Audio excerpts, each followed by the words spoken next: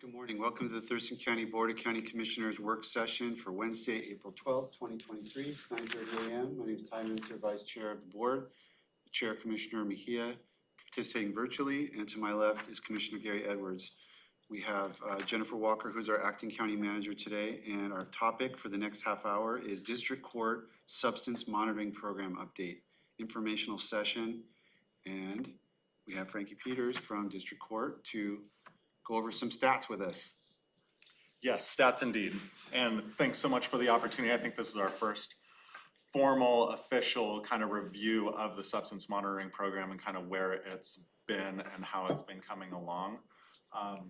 My goal from the beginning was, because this is a new program, pilot stage, kind of looking at the numbers, see where those end up going based off of our projections, because there is just so much unknown.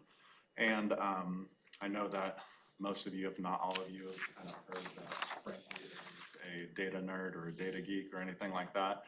It's not because I love math or anything. It's because data tells a story, and that's what I hope we can kind of get out of this, is the story that this ends up telling, with the hope of inspiring questions, comments. If data does its job right, then you should always have questions that come from it, new directions that come from it. So we're gonna be taking an approach of more of a Aesop fable, maybe, not a detailed novel or anything like that. I don't wanna get too far into the weeds and throw too many numbers around.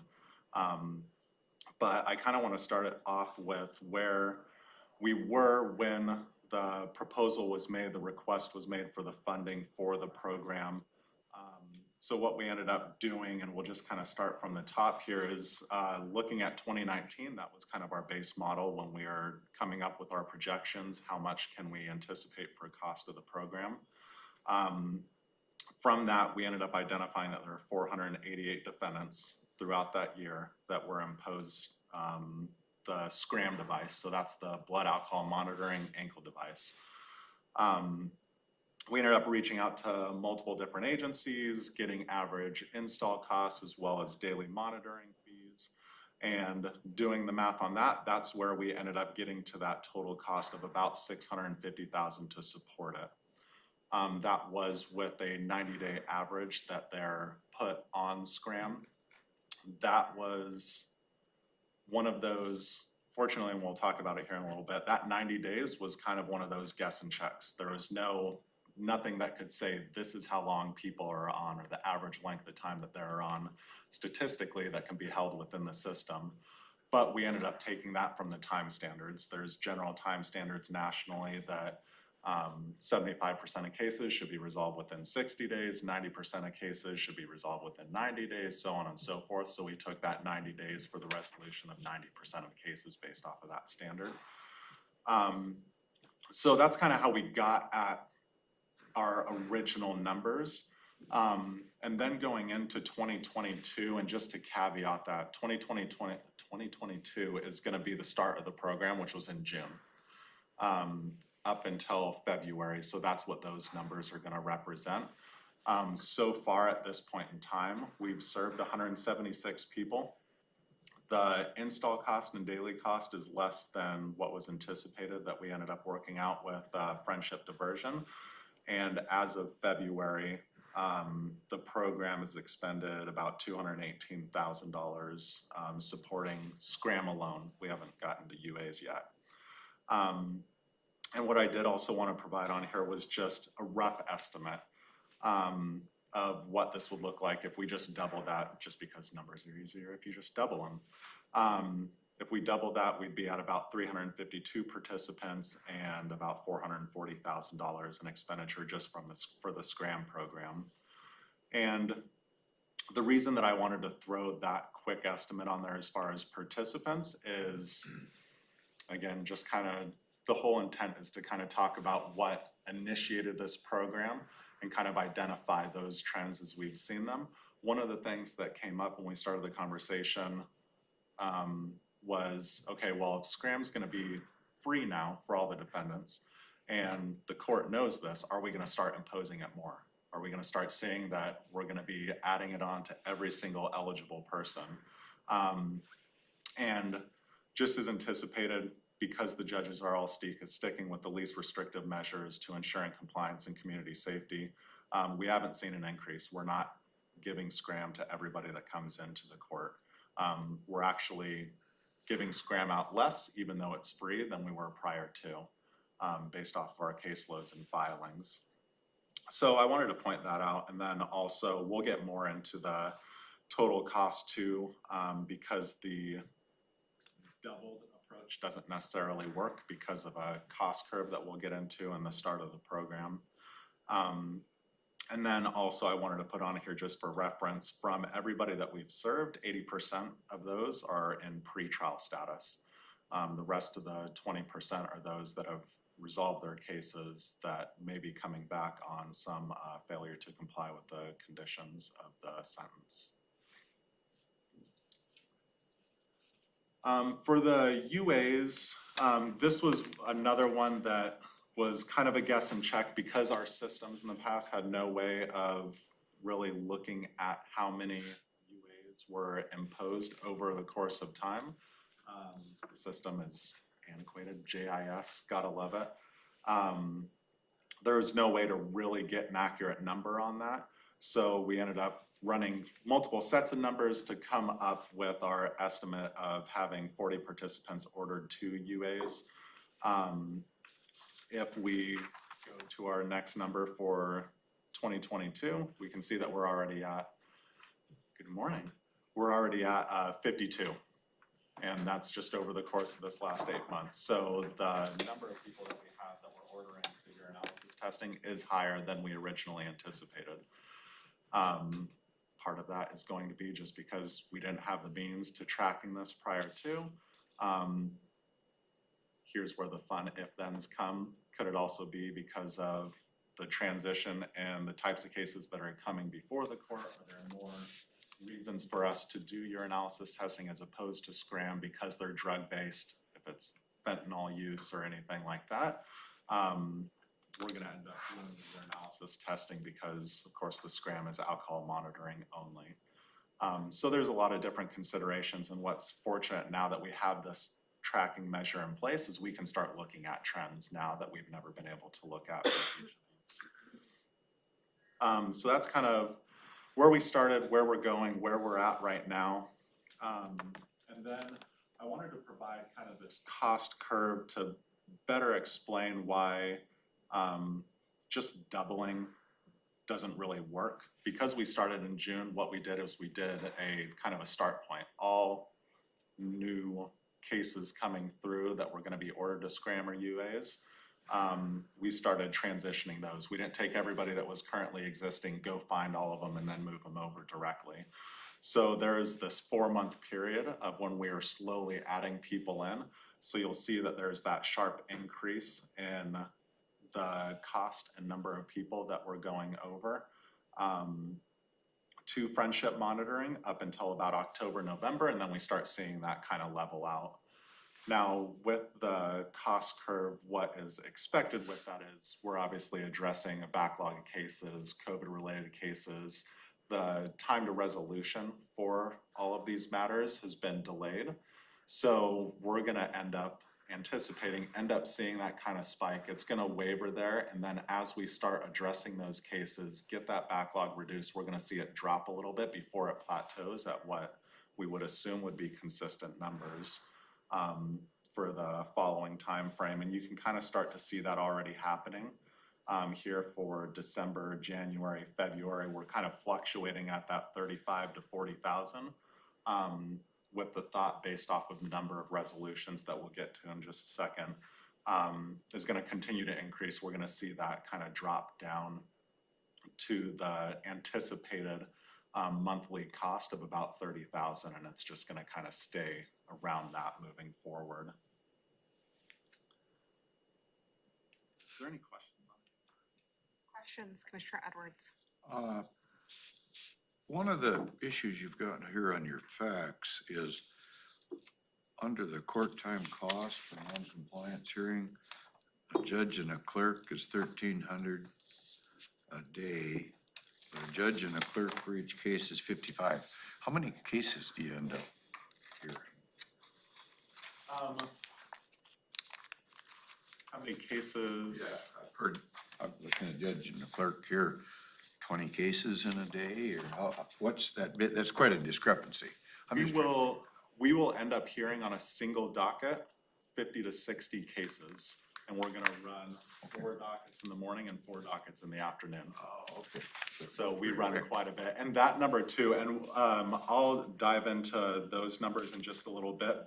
Those are kind of estimate of what we can see looking forward, and they're kind of considerations for us to look at when we start putting kind of a comparison and analysis to cost savings when we're looking at jail time or jail bed time versus scram and court costs for non-compliance versus paying for scram monitoring. So I'll be able to break all of that down for you. What's too. your fail rate, I guess? Success rate, fail rate, however you wanna, are you doing, everything's working out hunky-dory, or 10%, or? No, it's actually, and no, I'm glad that you brought that up, because as far as with the compliance, and I think I have that in there too. So general compliance rates are at about 76-77% overall with the scram monitoring, which is a little bit higher than the national average. And it's one of those things that it's a little bit more anecdotal, but I would also say that the overall compliance since we started paying for these has increased from what they were previously. Of course, there's no way from a data perspective to say that compliance has transitioned because we can't see rate of compliance prior to the stats that we have now with this new program. But anecdotally, our numbers of hearings that have been coming through for non-compliance of scram urinalysis testing has gone down quite a bit, to the point that we used to end up running 2 preliminary failure to comply or non-compliance dockets every week. Right now, we're running 1. Is that all because of this program? No, not necessarily, but it has had quite an impact and has allowed us to reduce number of hearings for non-compliance so that we can focus on things like pre-trials to resolution. 23% of everyone you put on scram gets a hot reading.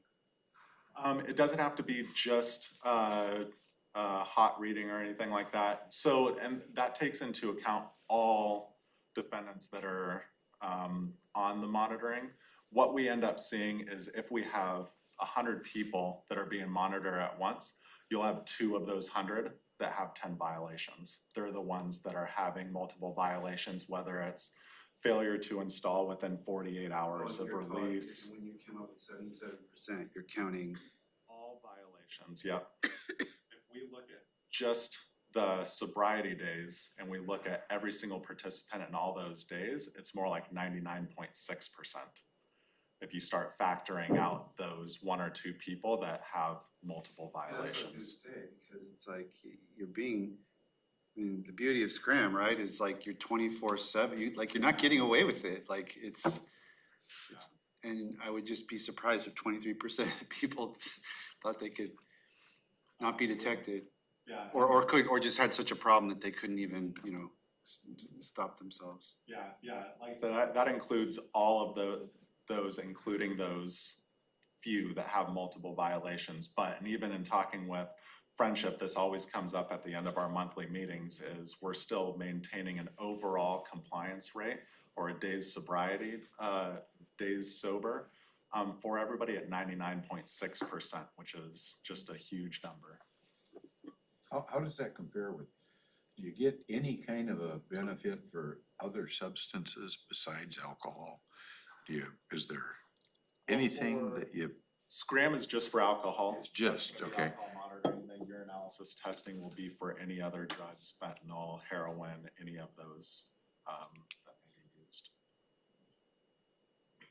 And that's why with this pilot, I mean, we could have, of course, gone for everything that we possibly wanted to include electronic home monitoring and all the other resources, GPS tracking.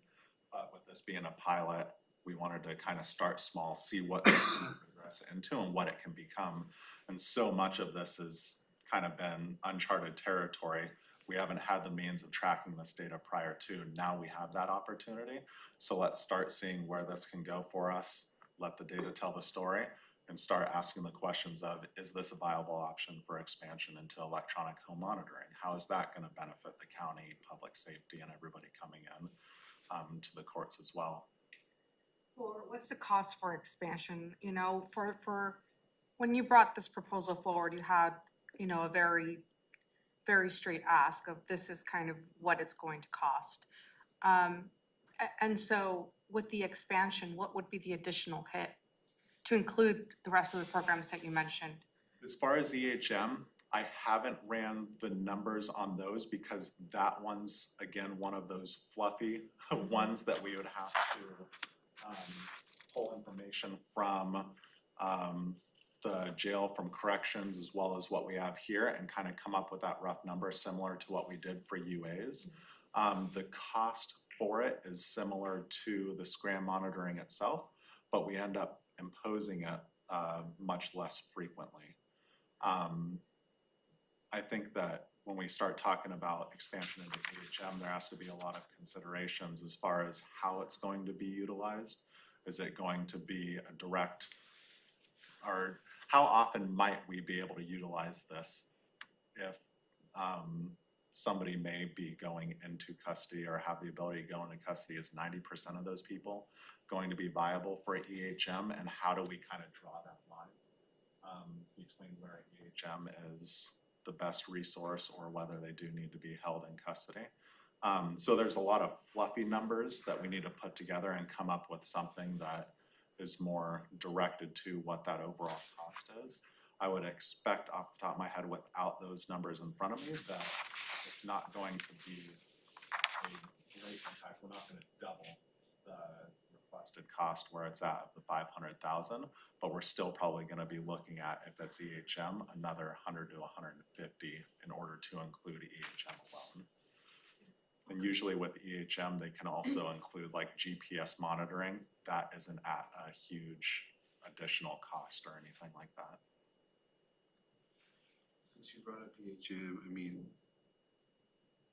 when I was practicing, there was, when I first got here so many years ago, there was sort of like the jail had an EHM, and then there were private EHM, and the private EHM companies were more expensive, but they were, this is as a lawyer trying to help my client, like they were more expensive, but they're faster in terms of, you know, if your guy gets a court order, but you had to get the judge to specifically write language in there that authorized the private EHM. And if you didn't have the special language in there, then the jail wouldn't release him based on a private EHM setup.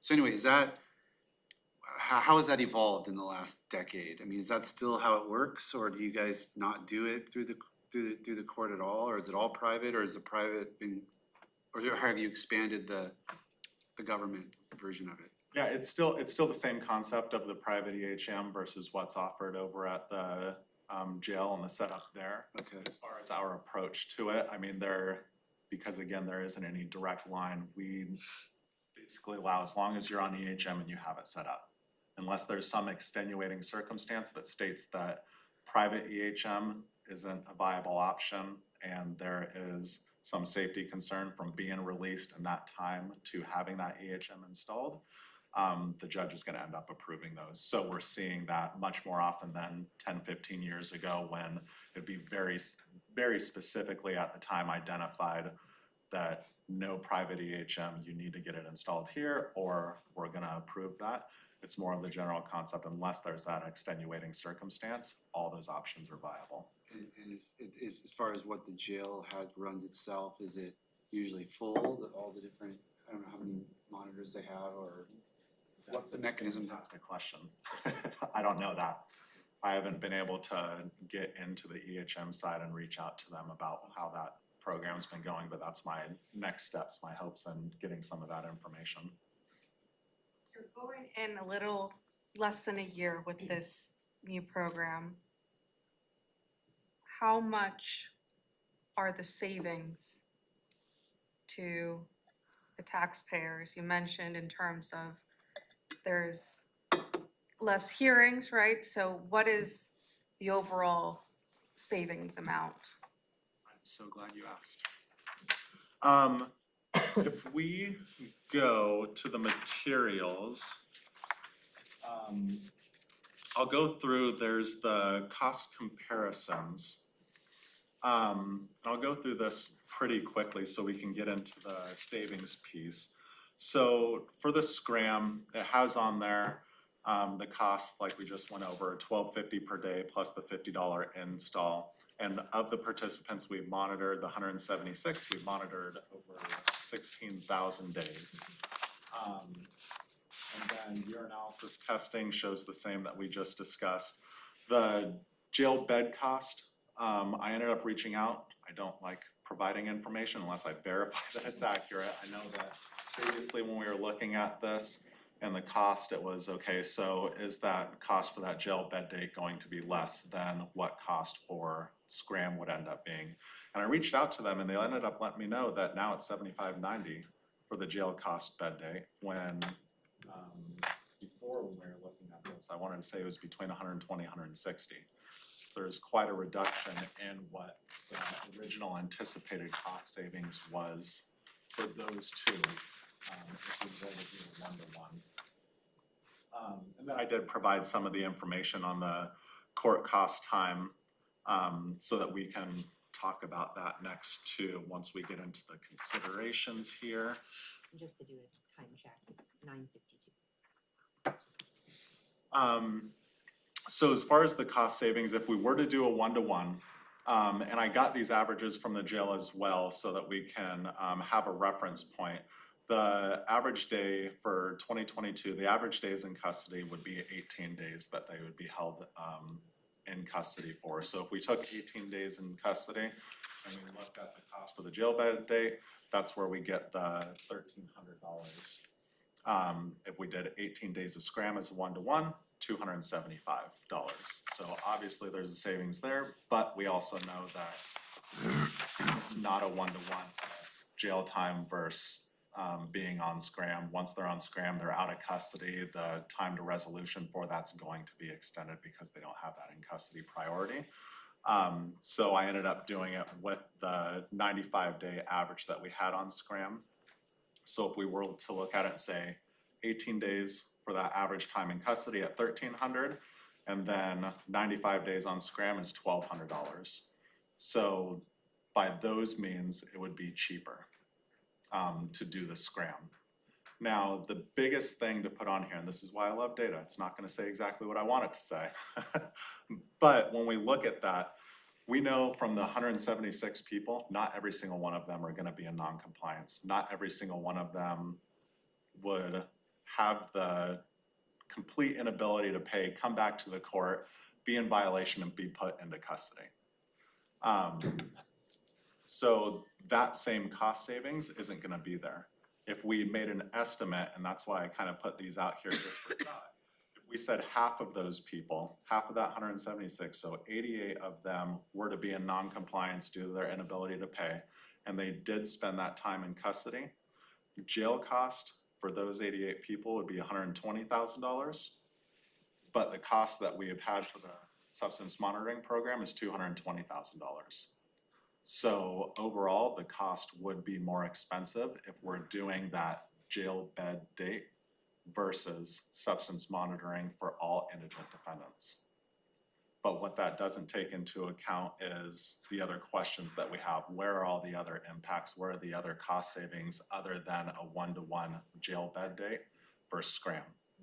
And that's where, like, some of the discussions we had was on the judge and clerk time for these proceedings. If we took, again, those 88, so half of them being in non-compliance due to their inability to pay, if they had to come back into court for their non-compliance, we're gonna have 2 on average non-compliance hearings to reach resolution on that. We can estimate about 30 hours for those 88 people in court time. Thing is, as you know from seeing it inside the courtroom, that 30 hours extends to your entire caseload. It's not just 30 hours to address those cases, because those cases are taking up important spots for all these other pretrial matters that are coming in, all these other non-compliance matters that are coming in. 30 hours saved at one point in time is going to have an extending benefit throughout all of our proceedings and all of our caseloads moving forward. I can tell you how important that amount of time would be and is right now, just with addressing our backlogs. Like I said, we're able to release an entire non-compliance docket and add in a pretrial docket where instead of addressing issues such as this, we're now addressing 50 additional pretrial matters so that we can start moving those through the system faster. And that's attributed, or that's benefited us to the point that we're already back to where we were pre-COVID as far as our number of pre-resolution matters. That quote unquote COVID backlog is pretty much gone. Now we're just back to our standard backlog that we had 2019 and prior to. And we can attribute that to us being able to lose one of those non-compliance dockets and add in these pre-resolution dockets to get those cases addressed. So cost, when we look at just those 30 hours, may be one number, but that's going to extend throughout caseloads because we're able to resolve cases more efficiently. That saves on public defense and the prosecutor's time as Exactly. well. So I think it is. And that's where, like I said, as far as telling the story, and I put these on, and we don't have to go through every single one of these, but like I said, with the data, I want to be able to tell the story, and it should inspire us to kind of start asking those questions. So what are those cost savings? Exactly like you said, it's going to save the prosecutor's time, the attorney's time, corrections time. One of the things that I wanted to point out too is that 2019, there was an average of 63 defendants from district court in the jail at any point in time. COVID, we obviously saw the reduction. What we would have anticipated without this program being in place is here in 2022, that number would have started increasing. We're still at the COVID numbers as far as the average that we have incarcerated for a period of time at 32. So we're still at half of what we used to be for the average. Is that all because of this program? No, but I would confidently say that there's a chunk of that is because of the substance monitoring that we're losing the average number of defendants that are held in custody because of our ability to provide this for them. And then, like I said, for your review, just to kind of get some of the brain juices going, the questions going as far as where those other cost savings are. There's also things that I've been discussing with Friendship, because we always look through different studies. What are other impacts that we can see? And one of those too is the 90 days of sobriety. It's kind of a big number for those when we're looking at potential recidivism rates or ongoing sobriety following 90 days. Once you hit that 90 days, that's where you start seeing that decline and the potential for having new charges or not remaining sober. So when you look at that, it's one of those interesting concepts. Well, if we put somebody in custody for 18 days, they're not going to have that opportunity to fully get clean and take that next step and have ongoing success, which again, there's the cost piece again. If they're going to recidivate, if they're going to have new charges in the future, that's ongoing costs for the county, for the court, and everything else. But if we can provide a program where they're monitored on average for that 90 days and it sets up for ongoing success for sobriety and reduced future criminal activity, then we're going to save costs that is kind of unforeseen but anticipated through that as well. So there's a lot of great things that we can kind of anticipate and see. And I think that my whole point behind that is while we look at jail cost and scram as a one-to-one, there's a lot more than just that jail bed cost. Even though it shows on here that it costs more to do the scram than a single day in jail would end up being, we have all these cost savings that are kind of accumulating on the side in small chunks that are gonna end up moving that out, if not saving overall. And one of the other things that I'm hoping to get before our next discussion is more information from like Whatcom that has had a program in place similarly for an ongoing period of time where they've been able to look at overall cost with all the statistics they have, as saving the county hundreds of thousands of dollars. So I'm hoping to get all of that for everybody as well. Thank you. So we're at time. Are there any last comments or questions? I mean, what you just went through, I have like about 1,000 questions. Like, I mean, you just went through so much stuff and I didn't get to answer any questions, so I'd like to have a follow-up on this.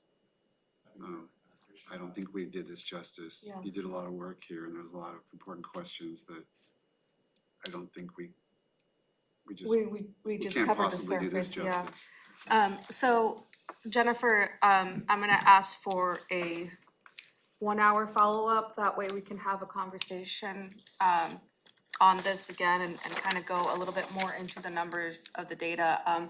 Because you're absolutely right. And one of the conversation pieces I serve on the Interbranch Advisory Committee.